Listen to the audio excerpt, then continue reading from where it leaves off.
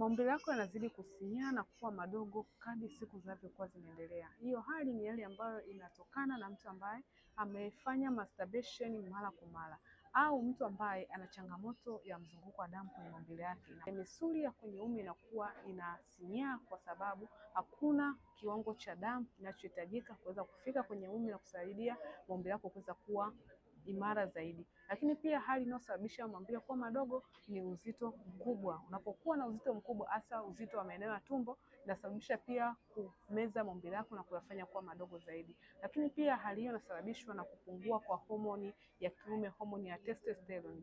Homoni ya testosterone ni homoni mama katika afya ya mwanaume ambayo inasaidia kuimarisha na kuyafanya maumbile yako kuweza kuwa na afya na uimara wake zaidi. Homoni inapopungua katika uzalishaji wake pia inasababisha misuli ya uume kuwa dhaifu na maumbile yako kuwa madogo. Kwa unapoona hali ya maumbile yako inasinyaa na kuwa madogo, shtuka mapema zaidi kabla hayajaisha kabisa na kuleta shida katika tendo lako la ndoa. Afya yako ni uwekezaji wako.